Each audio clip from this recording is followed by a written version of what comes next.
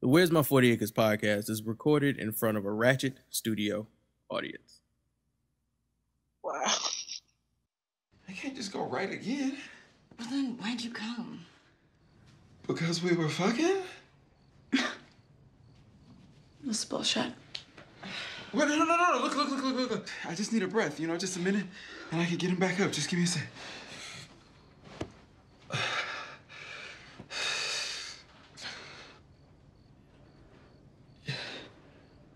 You just gonna stare at me like that? What's the problem? We've been with a bunch of other black guys who can come and keep going. A bunch? You know who could fuck? LaMarcus. Oh my God. That night was fucking crazy. Yo, what is up, everybody? You are listening to the Where's My 40 Acres podcast, and we are back. It is probably Tuesday morning. It could be late Monday night. I don't know yet. I don't know when this episode is going to get released. I can't see into future branding and shenanigans and shit. I don't know. But this is the Insecure review for season 2. I think this is episode 4? Episode 4? I believe so. Hella LA, I believe was the name of this episode. And let's see. It was directed by Prentice Penny, and it was written by Laura Cottrell. And it had a silent cameo from multiple angle appearance of Sid from the internet, which I like that. Yeah, the DJ. You didn't see that? No. That's why when Issa said, that's why in the previews for this week's episode last week, when Issa walked up to Daniel and she said, he's like, yeah, I just came here. He said, I just came here for the DJ. And Issa was like, oh yeah, I'm really feeling him. And Daniel was like, it's a girl. It's a she. Yeah, like I got that part, but I didn't notice the DJ. Yeah, they showed the DJ a bunch of times. It was Sid from the internet. I remember seeing it looking like, was that Sid? And then they showed it from the front. Yeah, sure. Yeah. So that was a nice little surprise that they did this episode. And I liked how they put that joke in the previews so that you'd remember it. And then they showed you the DJ before they showed that scene. They actually showed the DJ twice before they showed that scene. So that you could be like, oh, I know where that joke is coming from now. That makes sense. But yeah, the music for this episode was really good. It was a lot of shit. It was some Weeknd in here. We'll get to that scene. Stupid. But so Molly gets hella judgmental. Issa looks hella lost. Poor child. Kelly finds hella finger, and Lawrence is just hella what the fuck, yo. Cause do we just start with Lawrence? Can we because look, radar should have been going off. Radar should have been going off. I don't understand why this boy cannot make a proper decision. Like, what? Every episode, he gets another chance to make the right decision, and he always makes the what the hell left decision. He makes the nigga decision. His first fuck up. I mean, he talks to Chad on the phone. They're talking about going to this party thing or whatever, or meeting up. The first dumb decision he makes is on his way to the fucking store. He is sitting in traffic, and there's a marathon going on, and they're driving perpendicular to the marathon, so they gotta wait till all the slow ass runners come past. That's what happens. I'm sure it was bikers. It wasn't even runners. I feel like I saw somebody running behind a bike, but you might be right. They gonna move a little bit faster, right? And he's sitting there, and he gets impatient. So let's just assume that 2 cars in front of him being driven by white people. The first one decides, fuck this, I'm making an illegal U-turn, and makes it. And then the other white car goes, well, I'm white and I'm right, and I'm gonna do that too. And he does it. So then Lawrence sees it being done and goes, you know what? I'm gonna do that shit too, because I'm brave today. And all of us have been in this situation. We have all been in this situation where we have wanted to do what you seen some cars in front of you do, and you go, nope, because I'm gonna be the nigga that gets caught. I'm gonna be the nigga that state police go pull up and pull me over. As soon as that happened, my girl was like, I thought so. Yep. I said, I can't be mad at you. Can't be mad. So he does it, and whoop whoop. Cop pulls up behind him. I'm like, nigga, it had to be you. You the nigga. So it's gonna happen to you. Cop gets out the car. And I like Lawrence's bouginess is amazing. He changed it to a slow jazz channel. And the rest of us would have just cut our music off. I mean, or I would have. So I ain't gonna lie, I've changed it to gospel before. Wow. I ain't gonna lie. Like you get some of this Jesus. You know, white people don't care nothing about niggas listening to the gospel. They was still hanging us from trees. Lawrence knew the channel and everything too. That's what made it funny. He had a pre-program. He had a preset. Yep. He said flip. Safe channel 6. Look, my literal police channel. Channel 6, the safe channel. The cop walks up to the car and the car was like, "Are you in a rush?" And he says, "No." You know what? It's cool to be honest with cops sometimes. Just say yes. Yes, I was in a rush. Well, you made that illegal U-turn. I didn't realize I was making an illegal U-turn. By the way, did anybody catch when he was fidgeting through his wallet that his credit card fell out? Because I did. Yeah, a lot of stuff. That's why I knew as soon as he left. When they showed him in the store. When he was in the store, I was like, You know, his credit now, card. I thought what was going to happen was he was going to bend down to get the stuff, and then all kinds of hell was going to break loose. He might get arrested or some shit. Mm-hmm. But when he went to do it, that's when the cop was like, "Keep your hands where I can see them." Honey. I didn't even think of that, but that's actually a pretty good observation. I didn't think of that at all though. So Lawrence gives him his ID and his registration. Cop walks back to the car, typical cop manner. And when Lawrence takes his hands off the fucking steering wheel, you hear, "Keep your hands where I can see them."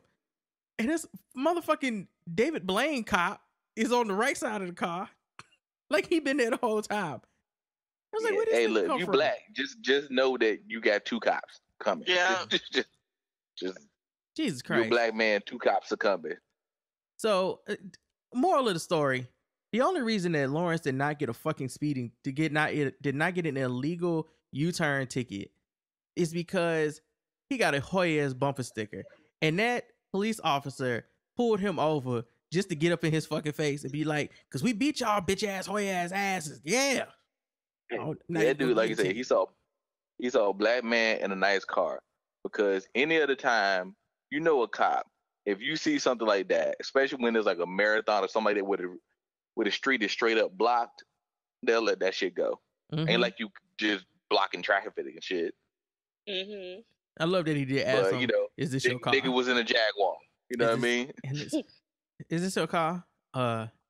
Yeah. Yeah, I was like, "Lawrence, you ain't looking real. You look a little suspect in what you saying." Yeah, nigga, like you need to say that. That wood grain. Yeah, you need to say that with some bass in your voice. Some boy, get some like, heart in your chest. He's like, yeah. It's like, nigga, what you starting to roll? Like, so I'm not surprised we got the Peter Pan version of yes. But they really captured that whole after a cop done scared the shit out of you and treated you like you did some shit. Then they want to be friends with you and have a lottie-dottie ass convo and laugh it up and chop. And you're like, I kind of just want to pull off because I hope I'm not getting arrested and beat like Rodney King. Kind of what it felt like. But yeah, let's stick with Lawrence. So Lawrence goes to the grocery store. Lawrence buys some beers. Lawrence left his card in the car from earlier, pre-pissing himself when that cop asked him for his ID and registration.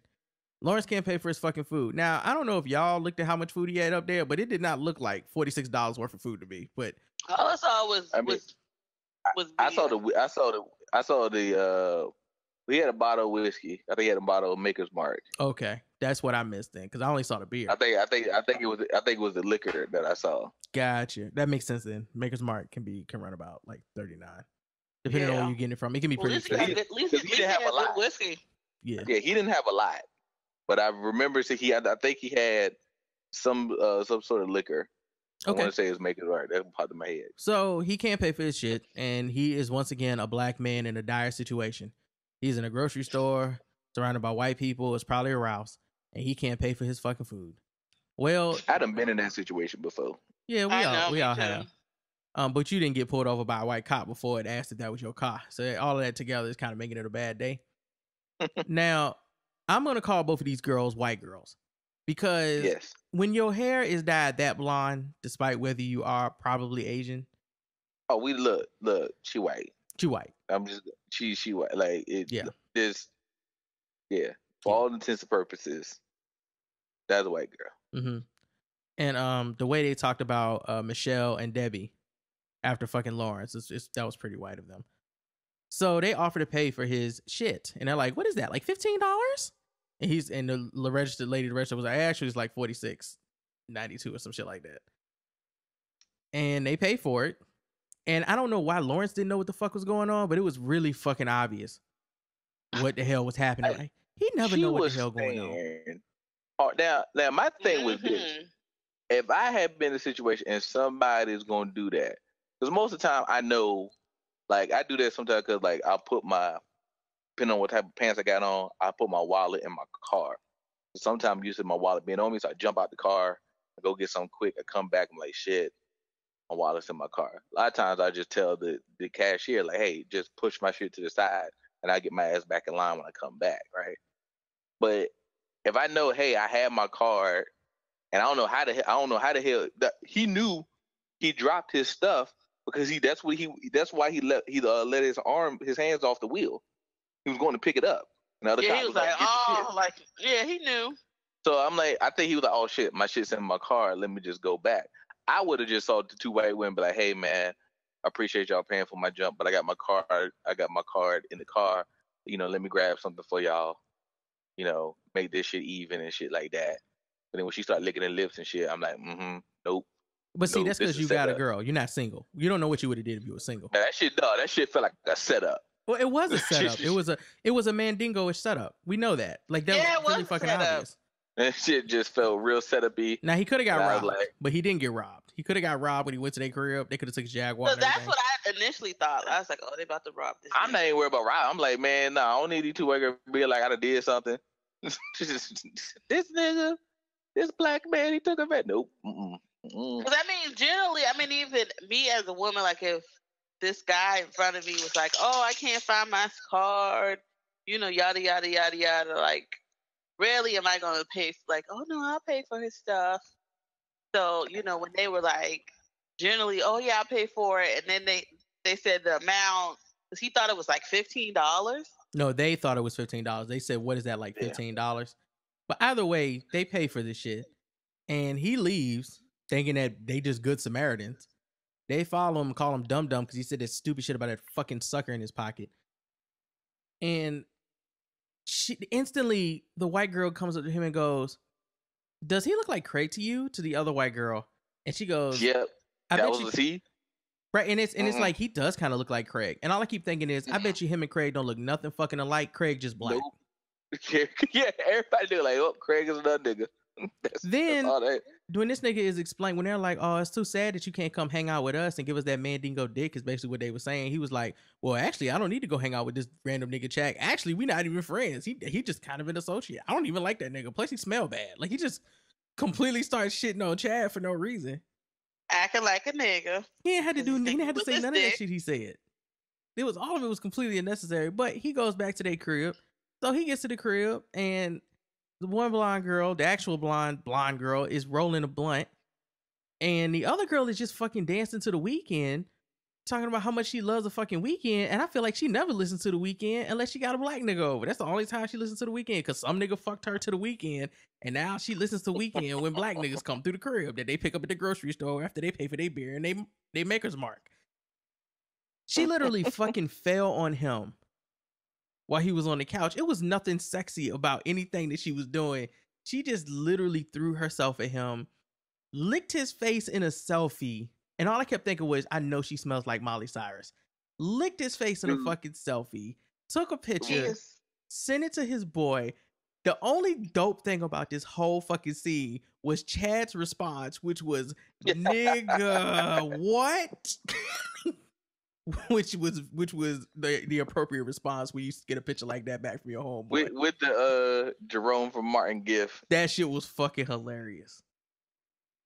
So the other girl just thrust her tongue into his mouth, and it felt very rapey. And then the other girl, I think she was still rolling the blunt, but with one hand. I got to give her credit. She was kind of bad. She was still rolling that blunt with one hand.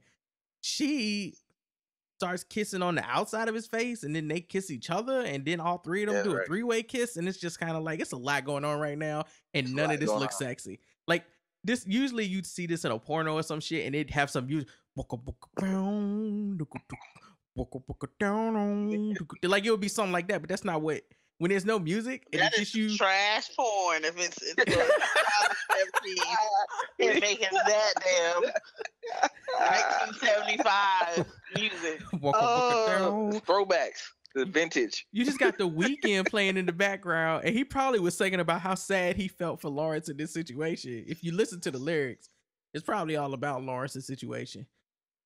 And it just, nothing is good about this scene. Nigga, just go to the part when they actually fucking. So they get to fucking. Right, because I was gonna say, for Lawrence, this is great. Like, all he's thinking about is pussy. You think it would be great, but that's not how he functions, right? That's not how if it would have been Chad, it would have been a completely different looking scene. He would have been eating a bag of Cheetos while standing behind one of them girls, getting it, telling the other one to pass him the blunt. The thing is, and maybe partly I'm telling them, it's like, you see things on pornos compared to if you've never done it in real life. It's two different things. So clearly, like that gave me, I don't know what I'm doing, so I'm just going to go with the flow. Yeah, he did. He never knows what he's doing. This is my first threesome. He never knows what he's doing. That's the problem. Like, he didn't architect anything. So at this point, he just hitting it that what guys do. Don't fuck it up. That's pretty. I ain't gonna say too much. I see that. I ain't gonna do too much. I'm just not gonna fuck it up. Nigga was on his phone texting this shit. Like he just doesn't know what to do. So we get to the scene where he's actually fucking the one chick who to me was the lesser attractive of the two, but that's just me. He fucking one, and she is just saying the most mandingo riding shit, nigga, I have ever fucking heard. Nah. That was like, wow. I cannot speak because I have never been inside a woman who has said that to me. So I cannot speak for what I would do in that situation. What you would do? I mean, we don't have a whole lot of time, but I have watched enough porn, right? Yes. When you're sitting there and that shit sneaks up on you, especially watching like homemade shit. Fuck me with your big black cock, you big man nigga. Like, well, I'd have lost everything. Like, just like everything. All like I can't do that. Like I turned to Malcolm X when that happens. I mean, I become more appropriately now. And I can't keep shit. I can't keep shit hard. More appropriately though, she said, "Your black cock feels so good in my white pussy." And for some black man that heard that was like, keep going. So I was waiting for her to say, "I'm riding this nigga dick." That's what I was waiting for. I mean, So the other one is on his face, kinda, but not really. But she's more on his fade. But either way, so then she gets behind the other girl and starts like basically giving her to hurry up and finish roller coaster motion, so she can hop on. And of course, he finishes inside like he didn't pace himself. He finishes. The other girl. That's a nigga that never had a threesome before. Right. Exactly. That gives me all.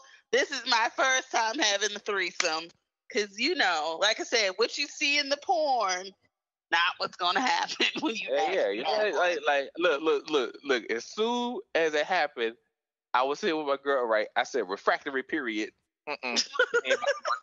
He didn't change positions or nothing. You got to take some control and you manage the dick, but whatever. I was like refractory period, nigga. You out of commission. That's science. Nigga didn't fucking do it though, so he lost out. He got 1.5 some, not a threesome. The other one goes to get on, and she's like, "Ew, it's soft." It's fucking. And he looking like, you can at least help me, bruh. No, they both basically was like, "What's the problem? We've been with a bunch of other black guys who can come and keep going." And I don't know if he was more blown by the fact that he was a statistic, or the fact that the other statistics were above average and he was below. Like he was torn. Then they brought up LaMarcus.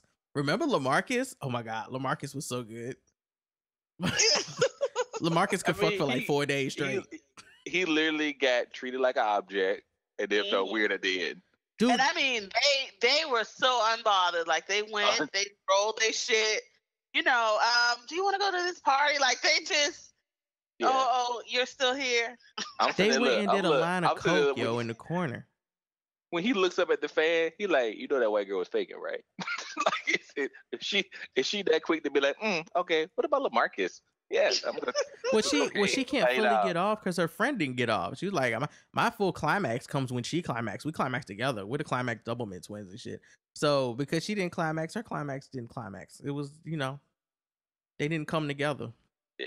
Y'all guys need to stop out here being like, I was real my girl. Like, look, we got to slow this shit down. Cause once I bust this nut, you got to give me 20. Like, that's your shit. 20 and like a croissant or something. So like, they go and get some Thai food from the fucking corner. And they're gonna try to hit up Michelle's party. I can only think of a 20-something-year-old being the LaMarcus of nothing and keeping going. Like that was just. It was probably a football nigga. He had just came back from practice. He scored 3 touchdowns that day. The 4th was them. So Lawrence we see him talking to Chad on the phone, and this was a sad scene because this is like what this is exactly what it looks like when a nigga is lying to his father that is proud of him. Wow. He just on the phone. Did you pass that test? Did you pass the test, son? Did you blow her back out, son? Dad. Dad, you know I put it down, Dad. You know I put it down. But that's my boy. That's my boy. That's my boy. I knew it. I called your uncle. Your uncle told me, yo, man, that boy ain't got it. And I said to your uncle, no, he got it because he mine. He got it because he mine. And I feel like his daddy wanted him to go out for the football team. And for the rest of the season, he just fake going to practice. Oh, Dad, my foot hurt today. I didn't go to practice because I got a job, Dad. Well, we don't get jobs in this family. We play football. Proud of you, son. Wow. But so Chad in this scene, which I thought was hilarious, is just in the fucking restroom at a club, and he tips the man $5, and then he just starts poking around at different shit on the counter. But that's all the free shit you can take. See, but he wasn't actually picking it up. He was just poking at it. He was shopping. Like he was like, "Do I want this?" No, I actually tweeted out today while recapping the show. I said, can someone explain to me what the fuck this nigga Chad was doing in the restroom while on the phone? Nigga was punching in a code. And the actual actor, Neil Brown Jr., that plays Chad, responded to me and he said, only quiet place in the club. Facts. And I hit him back with a Denzel, my nigga. And then he did 3 flexes and 2 hands up. So I'm like, yeah. All right, I understand now. You weren't actually doing shit. You just needed to finish that phone call. That's what was going on. All right. My nigga Chad. I will say, though, my ass has never been nowhere in life. Because I ain't never been to a bathroom with just a nigga just standing there waiting to serve me. I've been in club bathrooms like that. Yeah. Nah. That's not the first. Nah. I said, that's why I said I ain't been nowhere in my life. You just ain't been to a club, then it sounds like a nicer club, like a nicer upper echelon. Nah, I ain't nah. Can't get in without a tie. I mean, hell, they be having that shit at the strip club. Well, that's for protection. That's protection for what? They don't want you dragging nobody in the bathroom with you. That old Chinese lady can't do nothing if you. She know kung fu. Yeah, right. As soon as he said that's for protection, I knew exactly where you were going. It's Crouching Tiger hidden. That's what that is. But all right, so he's when Lawrence gets off the phone, we realize that he's been telling Chad that he waiting for these girls to come back and shit, but really he's sitting outside of Issa's apartment. And man, that's that lonely. Frail, the male masculinity, man. That shit fragile as fuck, man. And he has this look on his face of, why my apartment always smell like feet and I'm the only one that live there. Wow. Then that's the look. The I always pull on push doors. Look. And he realizes that maybe the decision that he made to be free-willed Lawrence ain't what he wants. Because it's hard out here when white girls is buying your beers at the store and giving you pussy and you just can't hang. I mean, yeah, it's some guys gotta go through that. Like they think it's just so, great being single. And like I said, they see others and they think like, oh yeah, I'm getting all this pussy and, I don't have nobody telling me what to do. And, I can just be free and have these restrictions, blah, blah, blah, blah. And for some of them, once they go through it and they realize like this shit sucks, you know what I'm saying? Like, it's kind of a wake up call for them. I agree with that. But can I just point out that this nigga was smashing Tasha for 2 smooth months. And then at his work outing, the waitress threw it at him. And then at the grocery store, 2 girls purchased his dinner for the week and gave him pussy and gave him weed. And he looks sad outside of Issa's apartment like he having a hard goddamn time out here in the streets finding a connection. Empty, meaningless sex is just that, meaningless. Right. I get it, but I still think he full of shit. He need to stop being a baby. Like, come on, bruh. Nigga out here crying in the car. Go cry in the car. And somehow that sparked a conversation about fucking Molly. There's this theory now that Molly... Oh, no. There's another theory about the condoms, too. Well, that's not a theory.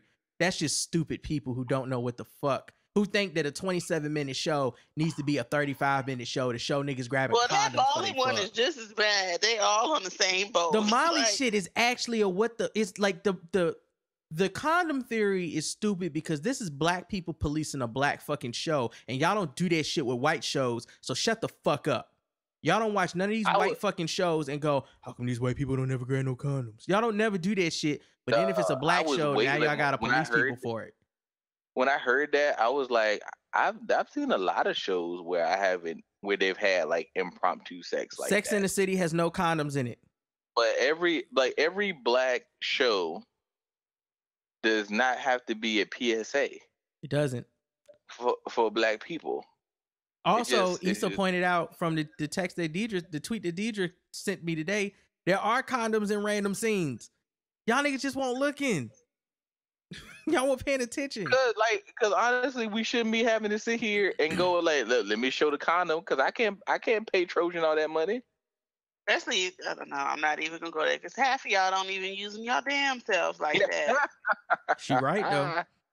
She not lying. But the scene in the car. So Lawrence sitting outside of Issa's apartment somehow sparked a conversation where it got people thinking that Molly lied to him in a previous episode where she met up with him out in a park because Issa asked her to go meet him and kind of get a feel of where he's at as far as how her and his relationship, Issa and his relationship is now that he came over and dry humped her the night before. And Molly goes as a friend to do this because she feels bad for the whole shit. And because when she asked Lawrence, about Issa or whatever, they cut away to another scene and cut back, and it's Molly on the phone telling Issa that he's done. Niggas have assumed from this scene 2 episodes later of this nigga sitting in the car after all of the shit Lawrence has done for the last 2 episodes that for some reason, well, clearly he's not done and Molly must have lied. Like a nigga ain't never realized his fucking faults and that he done made a bad decision and has changed his mind. The whole season. How did you drag Molly into this? But the whole season has literally been the 2 of them trying to move on from the relationship. But just like anybody who's getting out of a long relationship or you had a lot of stuff that hurt you, you kind of take 1 step forward and 2 steps back. Both of them have been doing this the entire season. When Lawrence was trying to move on, but could never really do anything legit with Tasha, because that would make it the end.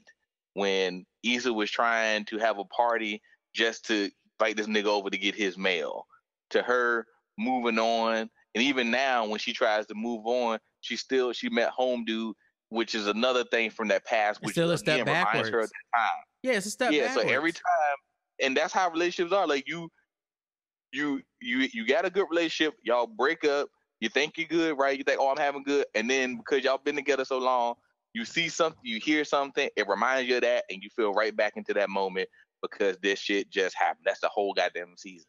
Now, so the Lawrence timeline, for people who for some reason just ignored everything he's done, starting from season one. Season 1, he don't have a job. Issa feels like she's not living up to her potential. He's not living up to their relationship potential. She cheats on him. He leaves. He ends up fucking the bank teller that was interested in him, despite him telling her that he had a girlfriend. They end up fucking at the end of the season, right? After he done moved out and left the Best Buy shirt to throw it in Issa's face that he gone. Petty move number 1. Season 2 starts, and he is still fucking the shit out of Tasha. It's been a couple of months later. Issa has said that she has tried to get in contact with him to get him to come over to the crib so they could talk, and he has ignored all of them. For multiple months, he's ignored going over to that fucking apartment. Okay, so she throws a fake fucking party. He doesn't come to the fucking party either. He goes out with Tasha. They have dinner. Cool.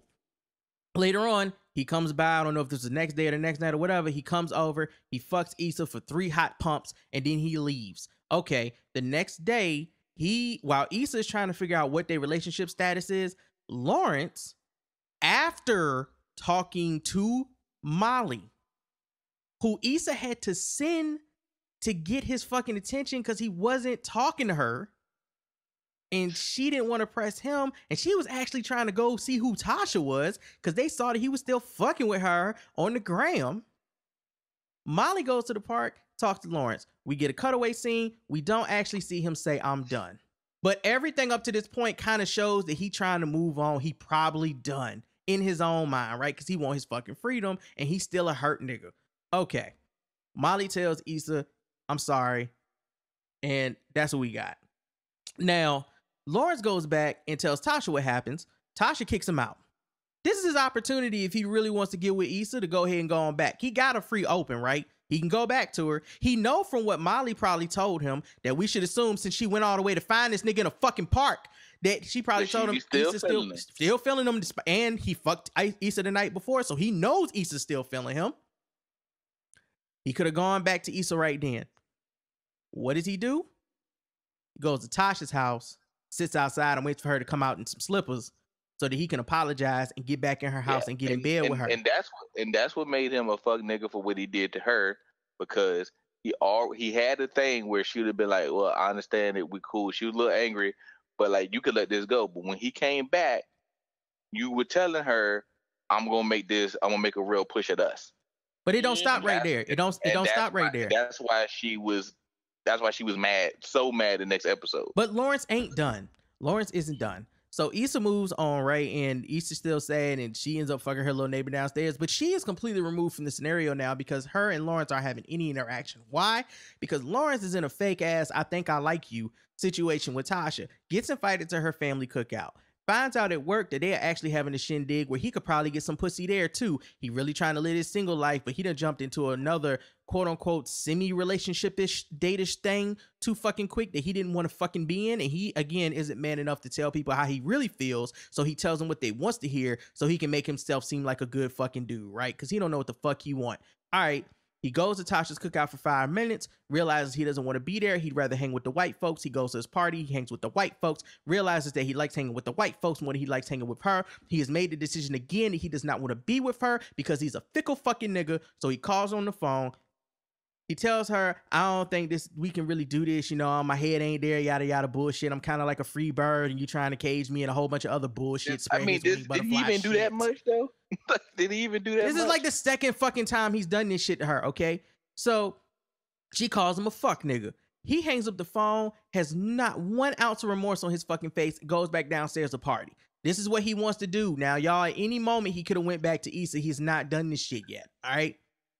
Go to the next episode. He about to go party with Chad, right? He cool. He's still not going to fuck with Issa. No moment have y'all had any inkling that he want to go fuck with Issa. He about to go party with Chad, right? Ends up going to the grocery store. 2 white girls buy his beer. They try to fuck him, but he can't hang. Now he feel sad because he got shamed. Now he dirt dog hurt, and guess where he at? Now he outside of Issa's house. What I don't get is how Molly got dragged into this. All of the shit that Lawrence just did. But y'all think that Molly told him that Issa didn't want him, so that's why he not. But I'm confused. Like, nothing he's done has shown that he wanted to go back there. Like, he's still in hurt nigga feeling mode. If this had came up, and I'm just talking about not the part where people try to be like, where she trying to do sneaky ass shit. If somebody just said right after that episode, hey, maybe Molly would just, told that to Issa so she could move on. It would have been more believable then because it just happened. And you'd be like, okay, maybe not. You might look at it like you said, hey, their relationship has shown they real chill with, or they real straight with each other. But when you see, like, I don't know how we get 2 episodes later to him sitting outside the house and we're like, hey, y'all remember that thing that happened 2 months ago? Like, maybe all of that was a lie. But he never tried. My thing is, he never tried to contact outside her. the house. Like, I don't know how they got there. How Bro, they make that leap? never. I would totally get down with y'all in this theory if at any point in the last 4 episodes he tried to contact her. He has never tried to contact Issa, y'all. He really hadn't even mentioned her like that. Like, he's fully vested in moving on, and whether him be a fuck nigga or whatever, like, even him being by Issa's apartment, that didn't give me I want to get back together with her. That just was some I remember the time shit. I didn't get that either. I thought he just had some meaningless sex, right? Felt a little bit like an object, and then went back to that, because he felt down about himself, went back, and then maybe just reminisce over some better times. Yeah, something to make him comfortable, a little ego booster. And then, he's still gonna go back being a fuck nigga. Like, Lawrence does not, he's giving me nothing at all that gave me, like, oh, I want to get back with Issa. So, this whole, that's why I was like, they really pulled that from the sky about Molly. Like I said, the next thing is gonna happen. Somebody's gonna say, "Oh yeah, Molly want Lawrence to herself." That was thrown out there. No, that actually exists on Twitter. That was the first one I saw. Are you serious? Yes. Wow. That somebody was saying that she's trying to sabotage their relationship because she always thought Lawrence was a good man, because she said this back in season 1 in the first episode when Issa was telling her about cheating on him. That it had nothing to do with Molly wanting that nigga. That had to do with her trying to be blunt and tell Issa, "Don't fuck up a good thing, girl. You got a good thing." Again, that's people looking at tropes of other shows, because that would be a real easy ass thing to do. And cheap. To just start some conflict. Even though Issa said in multiple times, even when she even just using Tasha, she said, I made sure in the way we shot it to not make it between Issa's character and Tasha. Like them two going at each other. Because other places she's like, I didn't want to do that. So like she's already shown the whole point of this season is these two people who were together for so long, who kind of defined their older adult, their maturing adult selves with each other, now are apart and have to kind of do that again on their own. And they're both stumbling. Like that's what they're both to be what the story is about.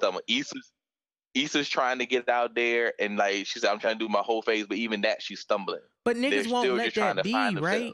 Niggas just will not let us watch the story of a woman trying to get back out there and date at her age with her experience, having come fresh out of a 4 or 5 year relationship. A young dude getting back out there trying to establish himself, grow the fuck up, date after a 5-year relationship, and a friend of this girl who has an issue like finding a man and settling down or being happy and finding a relationship that works for her while being a lawyer, while trying to get therapy to help her through it, and the friends that they have on the side that add some type of dynamic and charisma to the show. It can't just be about that. It's got to be some shit about somebody, about fucking drama between characters. Like, niggas got to be fucking each other over on a fucking show for people to be, this some old love and hip hop shit.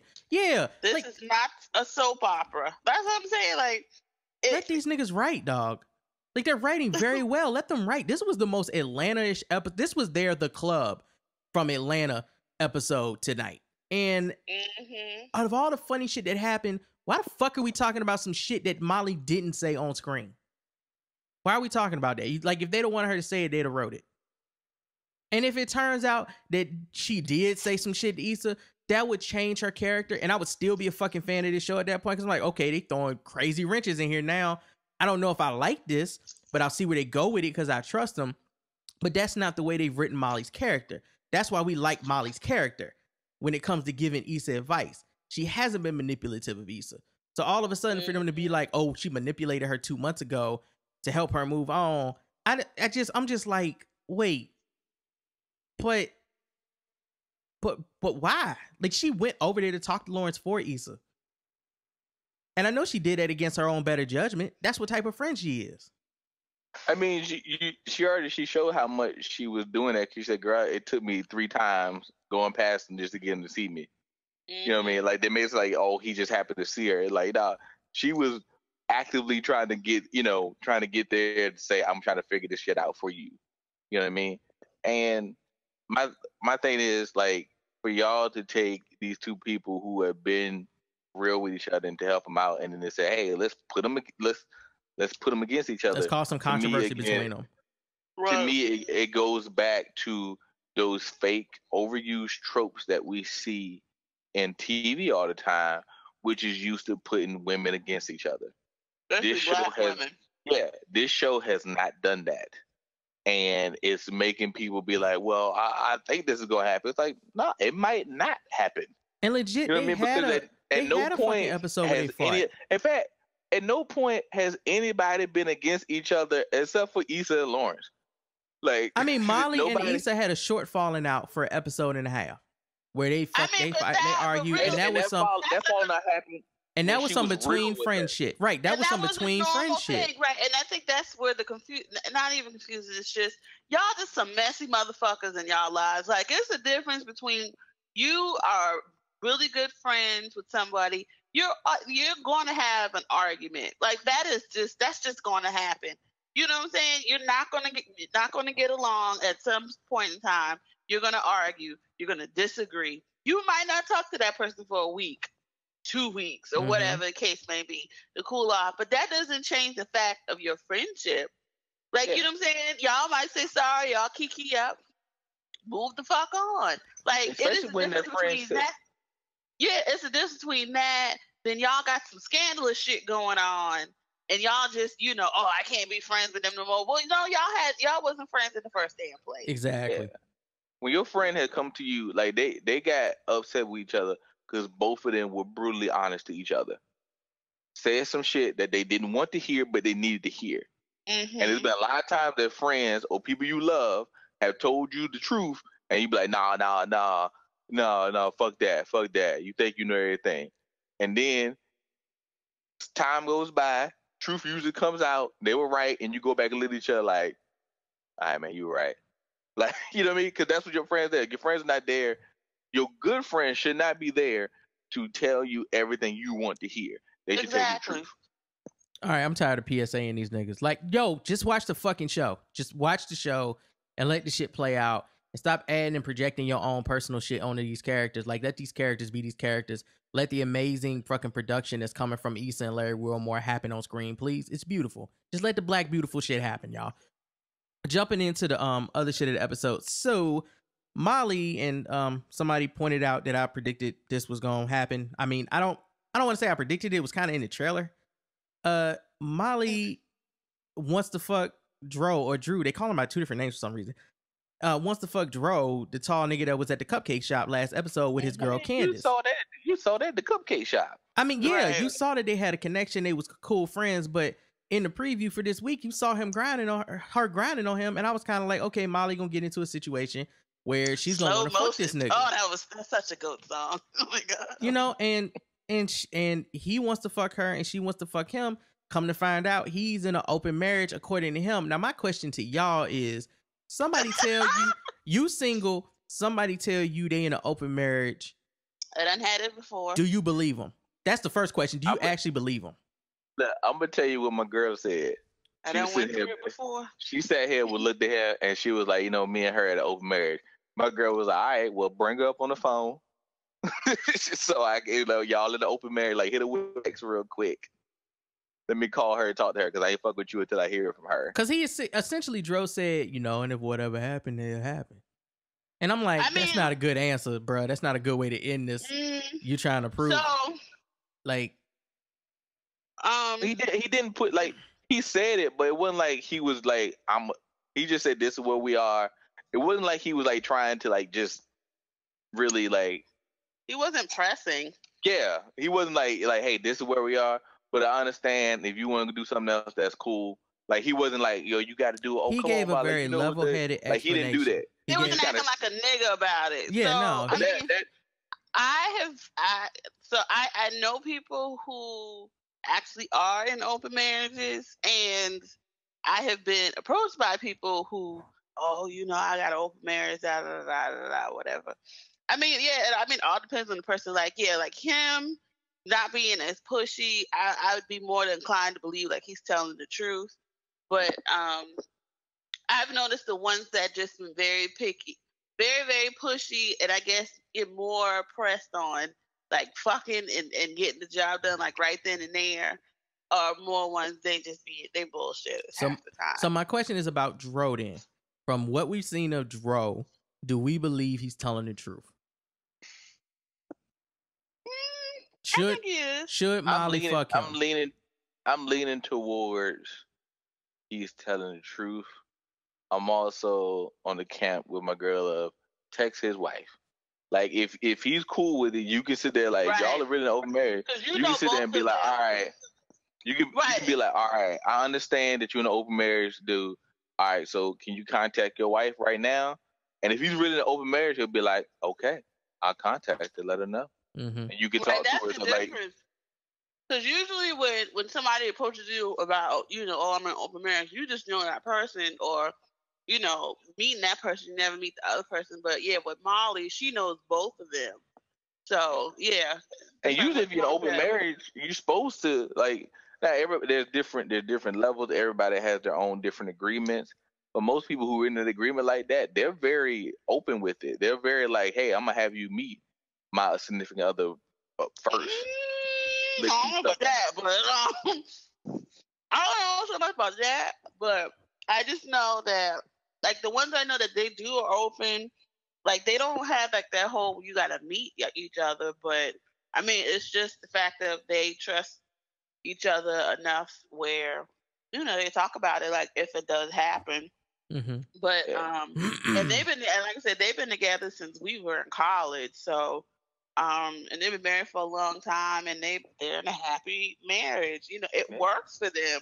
So man, like it's shit. All right. Hey. Since Molly knows, but that's the thing. Like, since she knows both of them, it's not like she just knows the dude. She can just contact homegirl Candace and see if it's okay. Call Candace on the celly so she don't hit you with them hands. Right. She got better hands. Because and the thing is too, like, yeah, they have an open marriage, and if that even is true, like, they might still have certain boundaries, like friends off limit. You know what I'm saying? Like, so all those things probably you need to find out, and especially if you can find out from her too. Mm-hmm. So you need to go ahead and do it. So Molly was what we think is a no, but I honestly, I mean, the previews seem to make it show next week that she was a complete no after the text at the end of the night. But I'll just wait to see what they show us next week, because maybe she did send that checks while talking to Lion King Hotel. Lion King and maybe Hotel. She didn't. I mean, nigga said he wanted to talk about the seriousness of the Lion King.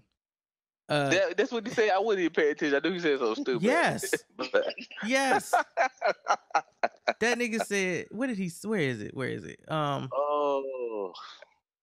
Where is it? I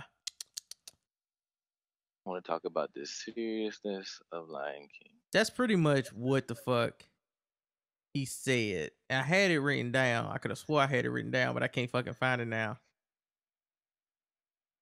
Yeah, I don't know what happened. I have stuff for Issa. I have stuff for the white girls. But he definitely said something about I want to talk to you about the seriousness of the fucking Lion King. I don't know where I put that line at. Oh, there it is. What I want to talk to you about is the seriousness of Lion King this day and age. That's what he said. That's the like why would you think? Don't even. That's a whole nother discussion we're not getting into. Jumping back into this, so that's pretty much Molly's whole situation this episode.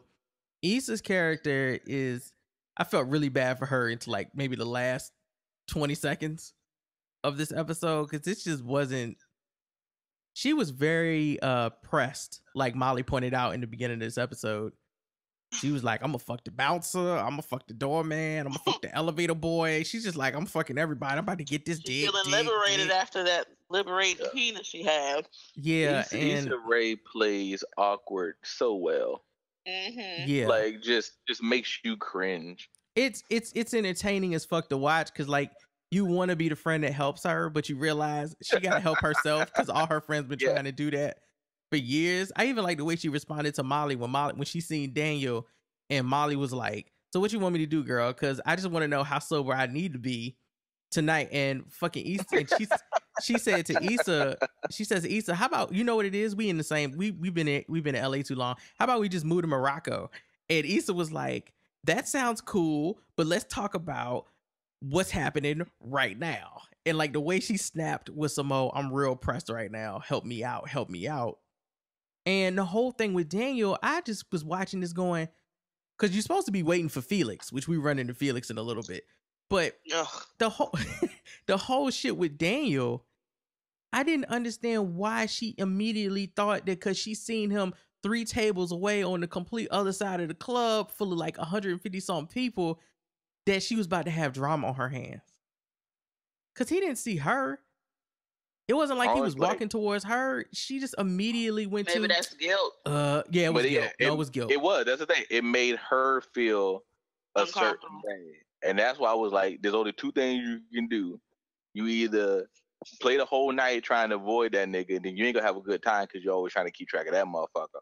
Or you go over there, say, "Hey, how you doing?" and then go about your business. But she didn't do that right. Okay? She did that all wrong. She did that all wrong. She walked over there and started talking to this nigga. She never said hey though. She just walked over there. She tapped him on the back. Like she came with them. And he was like, "Oh, okay." Like, cause she was apologizing for shit, and he said, "Nah, it's cool." And she kept apologizing. He was like, and then she started talking about something else, or she tried to make a joke, and he wasn't fucking feeling that shit. It was just kind of like, I'm just here chilling, having fun, trying to enjoy Sid spinning. And I really didn't, you could tell, like, I really didn't want to talk about this. I know what she said. She said to him, she said, "Living single." And he just kind of looked at her like, because she was like, she said, "I'm living single," but sang it. And he was just like, "Okay. All right, I'm going to go back over here and finish my drink now. You have a good night." And then he seen her later when Felix slapped her 3 times on the shoulder like a football pad, like she had on football pads.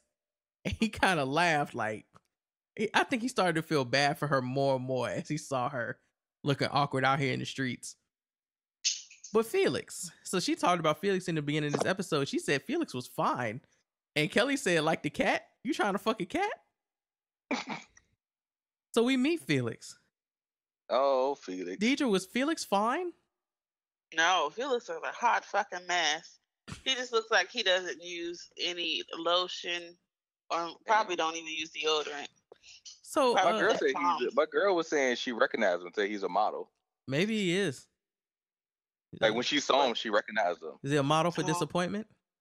Yeah, and he acted like a true ass. Oh my God. So he said, I call him bifocal Felix with the typo. And she said, he said, "Your hair is different in the picture." And she said, "Yeah." She said, "I know, I switch it up every once in a while." He said, "You ever switch it back?" Now at that point, Deidre, what do you do? Deidre, what do you do at that point? Curse him out. What do you say? "Fuck you and your whack ass glasses." But Deidre's having a good day and she want to give a nigga a chance. So then you continue the conversation. So let's say you continue. Like, do we not know Deidre? Like, no. Let's say though that she's having a nice day. And let's say she didn't hear that part. Right. Let's say she didn't hear it. And she's giving him a second chance. And he says, she says to him, he says to Deidre, "Does your voice always sound like that?" Now what do you say, Deidre? Oh Lord. What the fuck is supposed to sound like? I'd either walk away or he's getting punched in the mouth. Like he's being a complete asshole at that point. Or better yet, you know what? I'd be like, "What does my voice sound like while you're getting knocked in this pool behind you?" Damn. Does it sound the same? Does it sound the same? Now, of course, Issa's response is, "You know what? I had a cold a few months ago. It's probably still in there somewhere." She said it's probably still in there somewhere. Like her awkward sarcasm that just goes right over people's heads because they are just done with her is amazing. And then he turns and walks off to hang with his imaginary friends that he claims he sees from a distance through them trabacofocals that he got on his face. And my thing is like Issa she's a beautiful girl, so I didn't even get the whole like it was like he got catfished. I don't know, but we're gonna get to that because I got a question about that anyway. But so Daniel sees all of this happening because he's about 5 steps away from this shit. He sees the whole incident. The slap on the shoulder is what did him in. And he laughs at them shoulder slaps. And Issa waits for a couple to walk past her, and she says, "Y'all going this way," and trails behind them. That's so great. Oh, that was so great. Now, here's my question. Molly shows the picture that Issa had on her profile later, and it ain't nothing but a picture of Issa with what looks like some box braids. Right. So is this nigga Felix a box braid fanatic or something? Like what?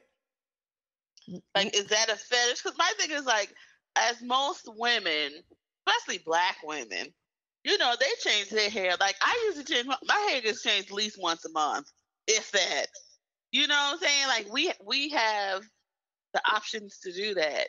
And you know what I'm saying, to get from and then it's not like she went from box braids to baldness or box braids to like lime green hair. Like she had her natural hair out.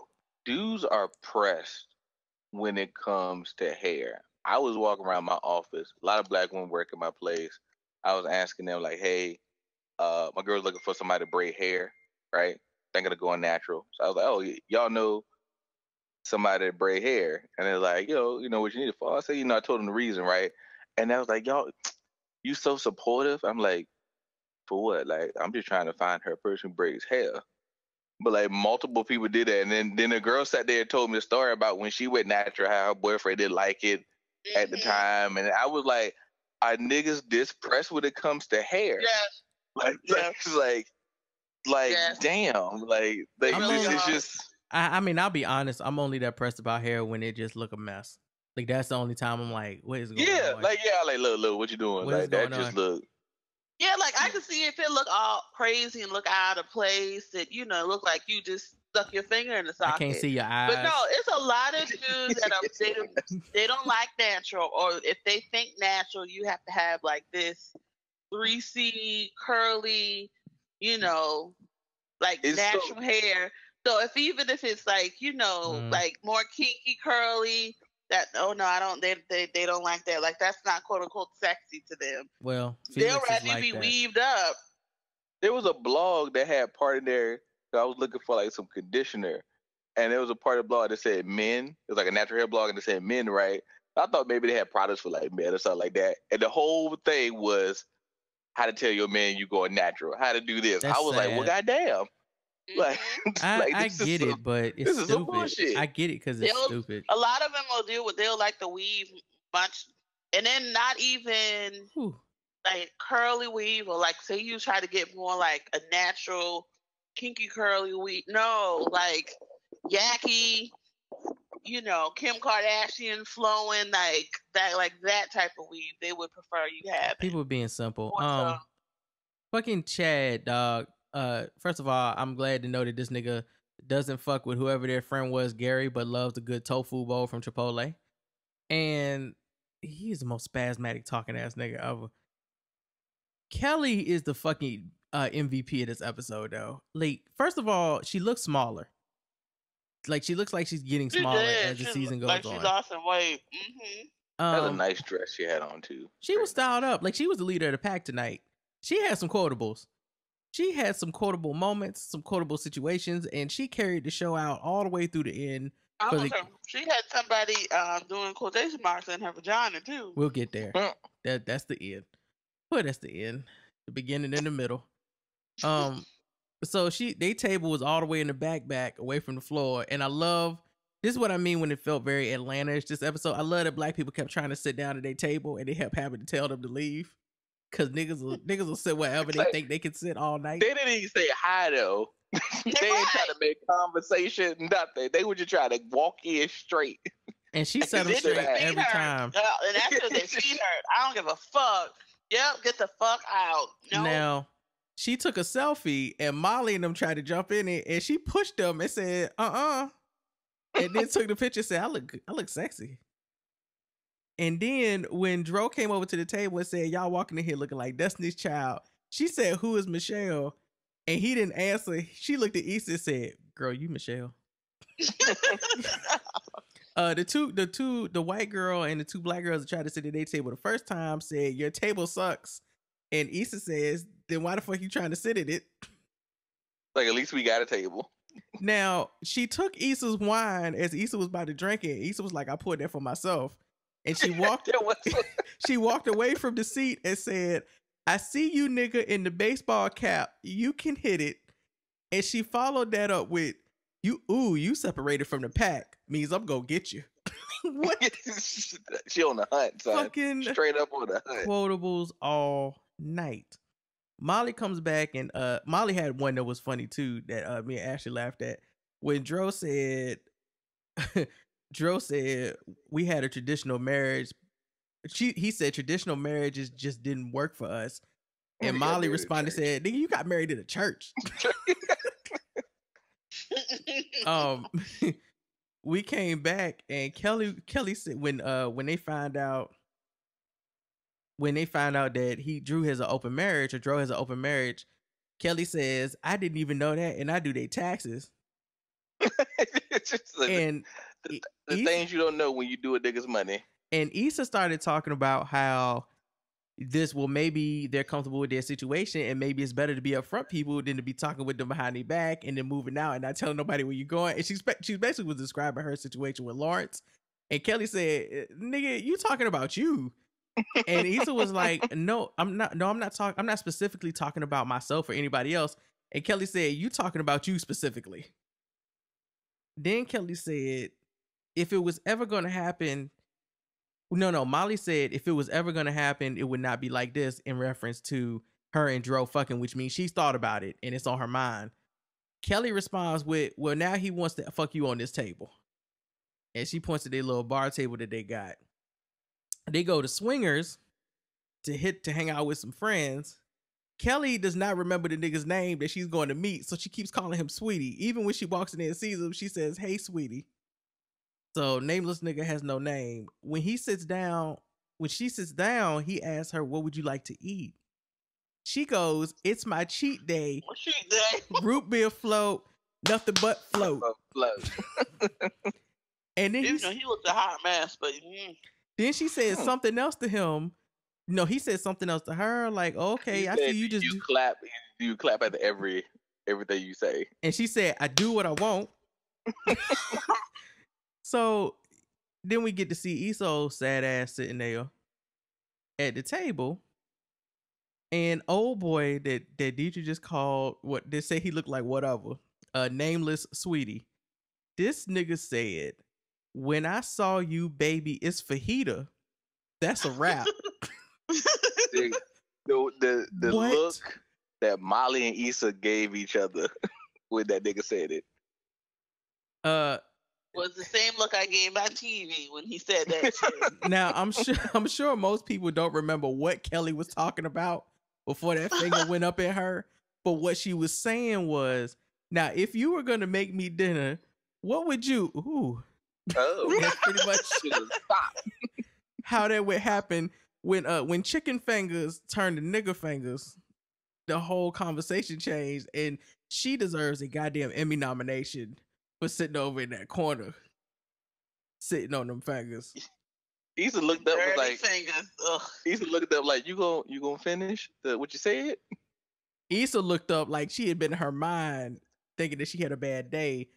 And then she looked at Daniel, and Daniel was looking at them like, I think Kelly is getting fingered over there. Like when she perked up, I said, oh, nasty nigga that is fingering her underneath the table. I don't know. It took them a while for that to catch on. I love that they put that shit in this episode because it was so goddamn unexpected. They were trying to have a serious look at Issa's face. And in that moment, her friend is beside her getting fingered and making sounds and shit, but trying to be subtle while not at all being subtle. Cause it's fucking Kelly. And at least the nigga hit the spot. give him that. I think his finger going in there was the spot, Twan. I don't think he hit any particular super spot. I think the fact that he just went for it. That's all. That's what Kelly was like. Yes, I just had a root beer float, and now I'm floating on finger. So, and Not floating on finger. And Issa got up and she went and sat by Daniel, and she only took her waffle. She didn't take her eggs. And they I guess they discussed. They had fun. While her finger was still over there while her friend is over there getting fingered, and Molly got left talking to Simba Hotep, or Hotep Simba. But Molly gave her a look at the end of the episode, and I didn't know what the fuck that look really meant. Gave who? She gave Issa and Daniel a look. It seemed like a look of, you gonna take it there? I see you. Like just kind of acknowledge, like, hey, I see you, but if you want to go there, go ahead. Mm-hmm. So yeah, where is this going? Well, it's going into next episode, so we'll see next week what happens. The preview, I'm glad to see that Frida is actually going to confront Issa about what's been going on at this fucking school and the Spanish racism that's been happening. She been in the right the whole goddamn time. Oh yeah, Frida the wokest nigga on this show when it comes to her and Issa being in the same room. So we'll see that next week though. And that's it, y'all. This has been the Insecure recap. This is for episode 5, Hella LA, and I think me and Ashley might attend Swingers. We're not sitting in the section they sat in because I don't know if anybody cleaned that seat back there. But we'll check out Swingers for the breakfast food. Clearly, like, that's the IHOP of the LA region because everybody was at that club was there after. They didn't even know they was gonna get a seat. And hopefully Lawrence gets his shit together because it looks like he's going to court to do jury duty and falling asleep. He's having a hard time sitting outside Issa's apartment every night, sleeping in the car because he don't want to go back to his two-bedroom apartment where one of the rooms got his feelings in it, according to Chad. Other than that, we appreciate everybody who listened to the show. We appreciate everybody who is watching Insecure and supporting Issa and them. They did get renewed for season 3. So we'll be looking forward to that once this season is over. Survivor's Remorse actually comes back this Sunday. So woohoo! Yeah, me and DJ got to figure out how that's gonna work. But probably be looking for reviews for that because that is another amazing black show that is on Stars that nobody's talking about that everybody should be talking about. So make sure you watch Survivor's Remorse this Sunday on Stars. I think they're on season 4. Yeah, season 4. Either way, it'll be amazing. I can't wait to see them back. Shout out to Tiana Paris, Girl You the World. All right, Joe. We're out. Where's my 40 Acres reviews? Insecure reviews. Peace.